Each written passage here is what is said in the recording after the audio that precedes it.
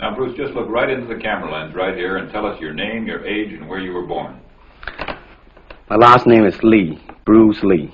I was born in San Francisco in 1940. I'm 24 right now. And you worked in motion pictures in Hong Kong?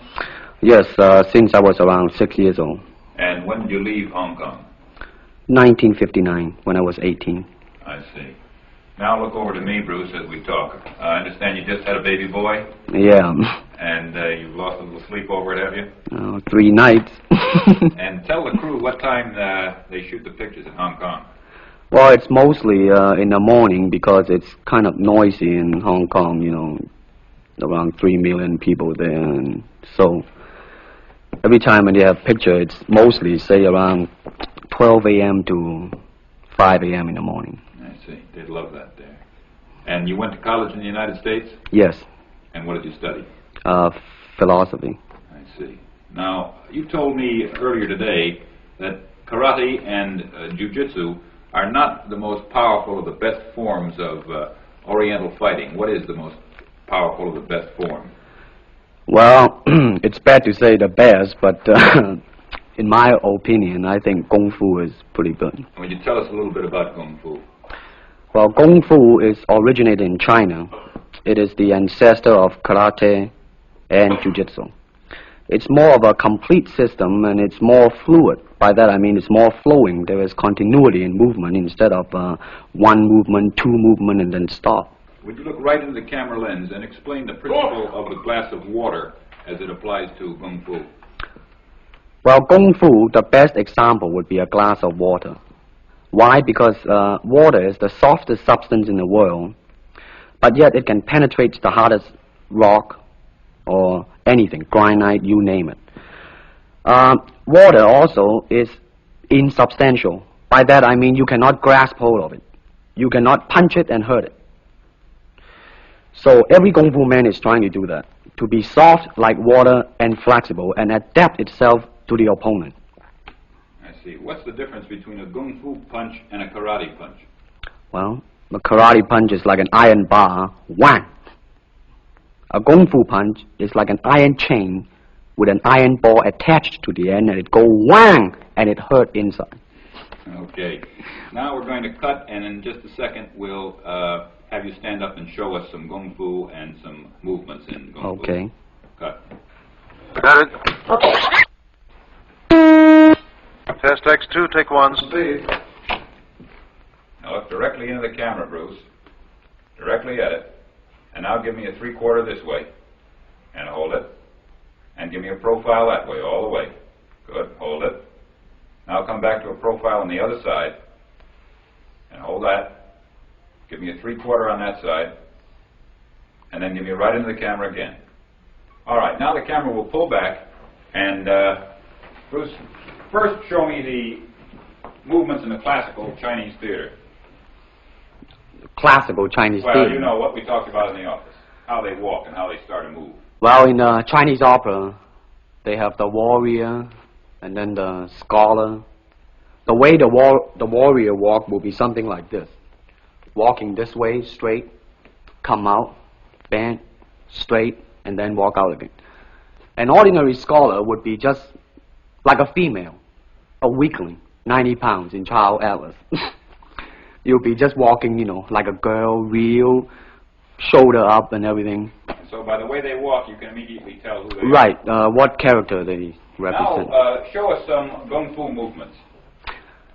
Well, it is hard to show it alone, but I will try to do my best. All right, maybe one of the fellows will walk in. You want to walk Yeah, in? it would be... Go ahead. Go ahead. Go ahead. Come on, lady. Okay. Come on, lady. Although accidents do happen, but, you know... There are various kind of strike. It depends on where you hit and what weapon you will be using. To the eyes, you would use fingers. Don't worry. I will be. To the eyes. Or straight at the face. From the waist, everything on. Hold it just a minute. Let's move this gentleman around this way so you're doing it more into the camera. Okay, Okay. swell. And then there is band arm strike. Using the waist again into a back fist. And let's have the assistant director back up just a way. Okay, go ahead. Continue. And then, of course, Kung Fu is very sneaky. You know, the Chinese, they always hit low. From high, go back to the groin. Don't worry. Now turn around the other way with you, Bruce. Oh, okay. Yeah. And, Would you want him? yes. Oh, cross These are camera just forward. natural reactions. That's Right, it. right. That is Right. Natural Right into the camera. Cheat into the camera a little bit and show this again. All right. Go ahead. There is the finger jab. There is the punch. There is the back fist and then low. Of course, then they use leg straight at the groin or come up. Or, if I can back up a little bit, they start back from here and then come back. All right. It's kind of worrying. He has nothing to worry about. Now, No. once again, show us how a good Kung Fu man would very coolly handle it and walk away, rather than get involved in a series of actions. Cut it. Sound. Okay.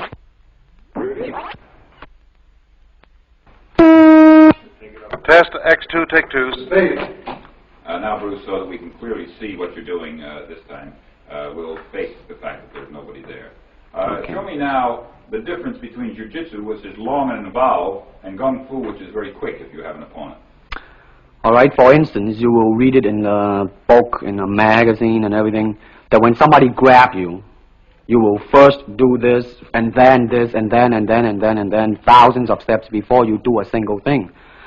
Of course, these kind of magazine would teach you to be feared by your enemies and admired by your friends and everything. See? But in Kung Fu, it always involves a very fast motion. Like, for instance, a guy grabbing your hand. It's not the idea to do so many steps. Step him right on the instep. He'll let go.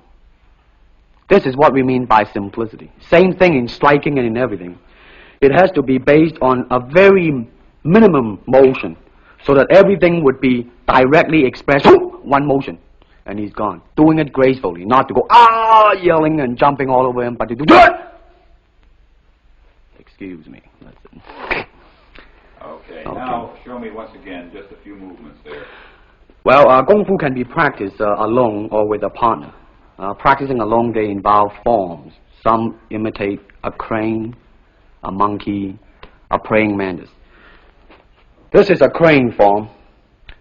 Start off.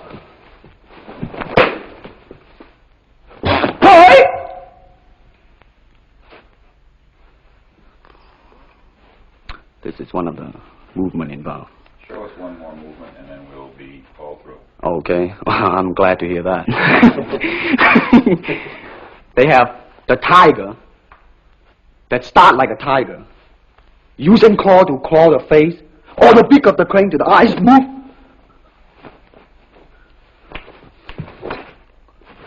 This is some of the movement involved.